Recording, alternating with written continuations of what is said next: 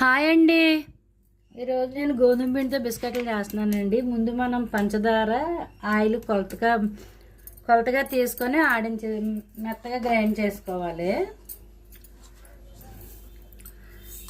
కప్పున్నర లవంగాలు అండి. పంచదార చీమలు పట్టుకుంటే లవంగాలు వేస్తాను నేను.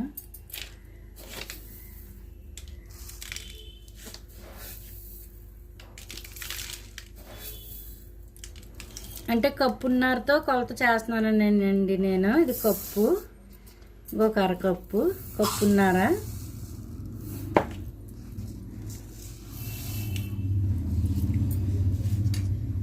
అలాగే ఆయిల్, సన్ఫ్లవర్ ఆయిల్ అండి. బటర్తో కూడా చేసుకోవచ్చు, లేదా నెయ్యితో కూడా చేసుకోవచ్చు. నేనైతే ఆయిల్తో చేస్తున్నాను. పంచదార అంత వేసామో మనం ఆయిల్ కూడా అంతే క్వాంటిటీ వేసుకోవాలండి. కప్పున్నర ఆయిల్.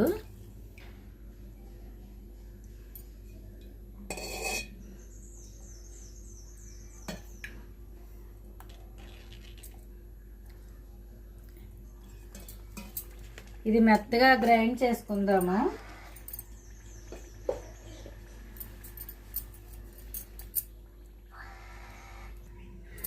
ఇలా స్మూత్గా గ్రైండ్ చేసి పెట్టుకోవాలండి. ఎంత లేదన్నా 2 నిమిషాలు ఆడుకోవాలి స్మూత్గా అవటానికి. ఆడేసాను. ఇప్పుడు ప్రాసెస్కి వెళ్ళిపోదాము. బౌల్లో వేసేసుకుందామండి దీన్ని.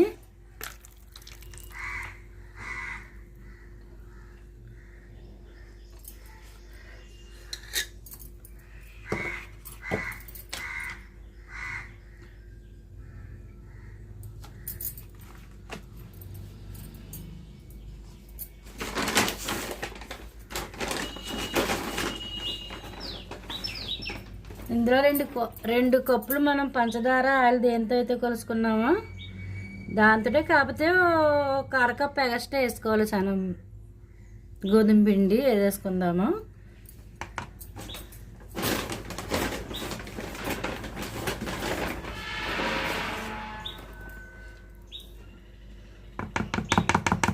అంటే కప్పున్నర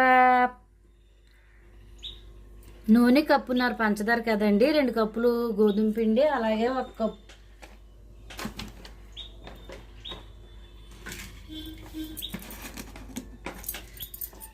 యాలకులు వేయటం మర్చిపోయానండి. ఇంక చితగొట్టేసుకుందాము. పంచదార ఆయిల్లోనే ఆడేసుకోవాలి.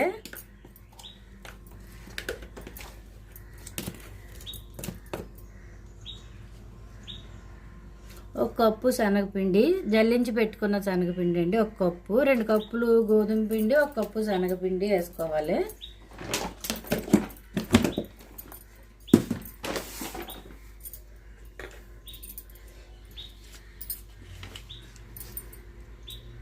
బాదం పప్పు,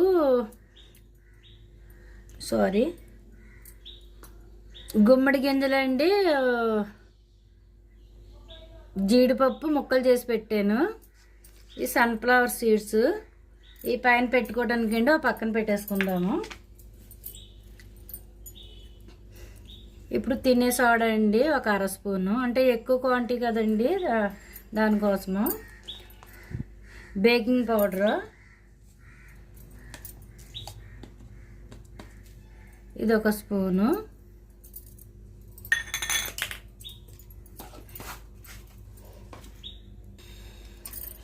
యాలకులు వేసి అందులో ఈ పిండి తీసుకొంచెం ఇందులో మిక్సీలో ఆడానండి. అంటే మామూలుగా కొడితే బాగోదని, ఇదైతే మెత్తగా అవుతాయని. ఇప్పుడు దీన్ని స్మూత్గా కలిపేసుకుందాము.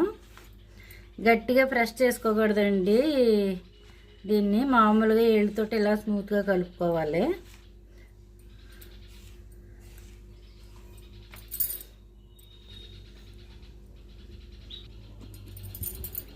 చిటికుడు ఉప్పు అండి, రుచి కోసం కలుపుకుందాము. ఉప్పు ఎక్కువ వేయొద్దు, 1 చిటికుడు అంటే చిటికుడు సరిపోద్ది. అంటే రుచి రావాలని.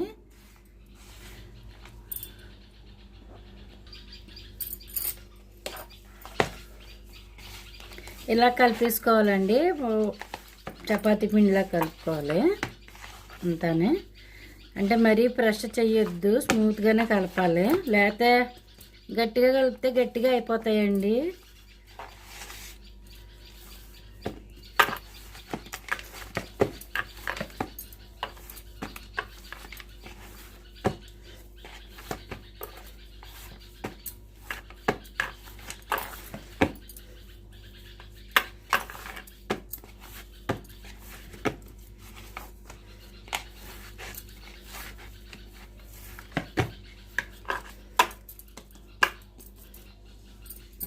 ఒక 10 నిమిషాలు పక్కన పెట్టేద్దామండి, కలిపేసి 10 నిమిషాలు పక్కన పెట్టుకుందాము. 10 నిమిషాలు అయ్యిందండి, పిండి ఇంకా స్మూత్ అయ్యింది. ఇలా రావాలి,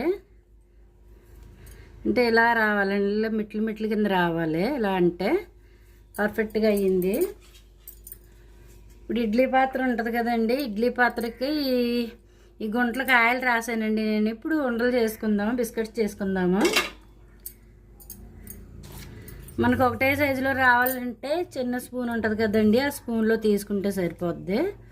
ఇప్పుడు కరెక్ట్గా వస్తాయి అన్నీని.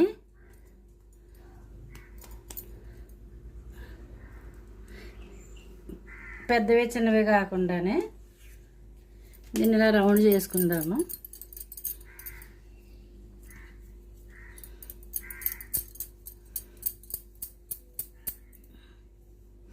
ఇలా నొక్కోవాలండి కొంచెం. ఇప్పుడు ఇవి ఉన్నాయి కదండి, ఈ సీడ్స్ అన్నీ కలిపి పైన పెట్టుకుందాము. మొత్తం అన్నీ కలిపేసాను నేను.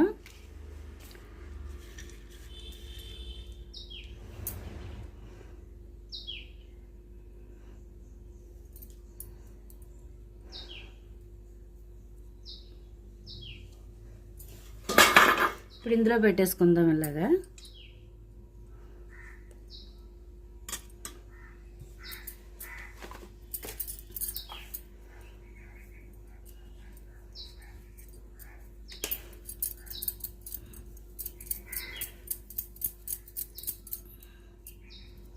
రౌండ్గా చేసుకోవాలి.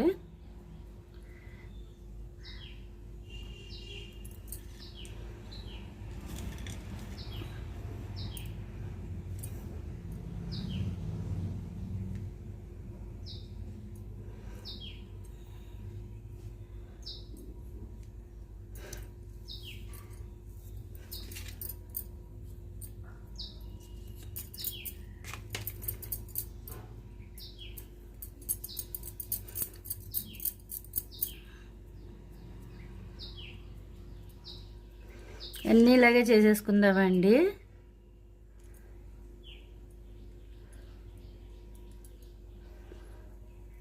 ఇలా చేసుకొని ఇడ్లీ పాత్ర ఆ గుంటలో పెట్టేసుకుందాము. ఇలా అన్నీ చేసుకున్నానండి, చేసుకొని ఇడ్లీ పాత్రలో పెట్టాను. ఈ బేక్ చేసుకుందాము. పొయ్యి మీద ఇడ్లీ పాత్ర పెట్టాను, అంటే 10 నిమిషాలు ముందే పెట్టానండి. ఇది బాగా హీట్ అవ్వాలని. ఇప్పుడు ఇందులో పెట్టేసుకుందాము. పెట్టేసానండి పొయ్యి మీద.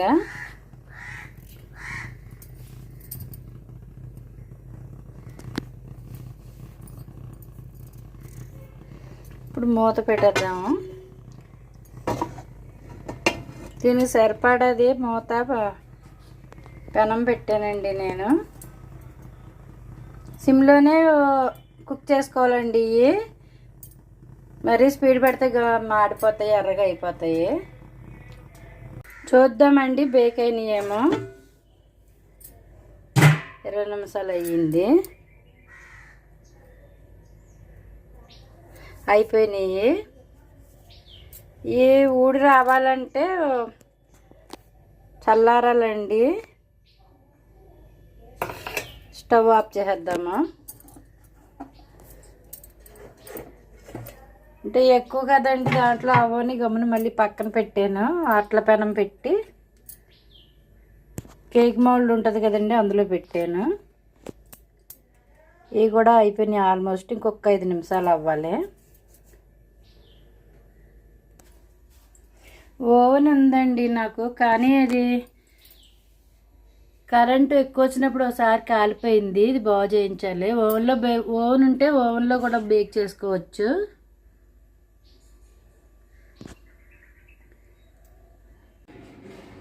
అయిపోయినాయండి గోధుమ పిండి బిస్కెట్లు, చల్లారిపోయినాయి, తీసేద్దాం ఇప్పుడు.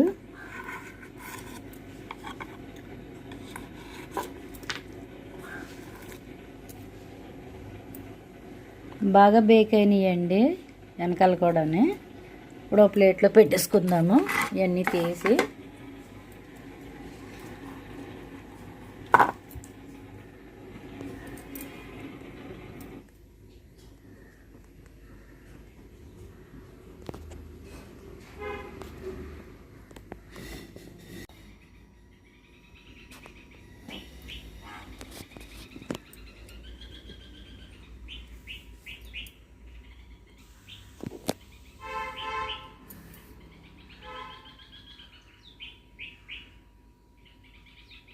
గోధుమ పిండి బిస్కెట్లు రెడీ అయిపోయినాయండి.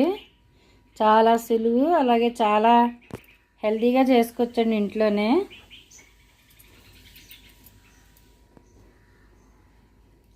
ఎక్కువ అయినాయండి, చాలా అయినాయి 2 కప్పులు పిండికి.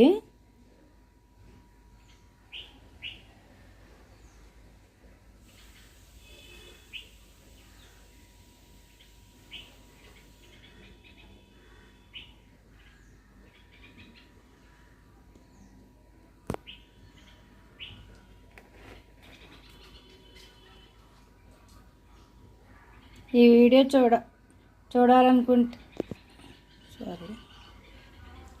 ఈ వీడియో కనుక మీకు నచ్చితే మీ ఇంట్లో ట్రై చేసి ఎలా ఉందో నాకు కామెంట్ రూపంలో తెలియపరచండి. అలాగే మన ఛానల్ని సబ్స్క్రైబ్ చేయండి, షేర్ చేయండి, లైక్ చేయండి ప్లీజ్.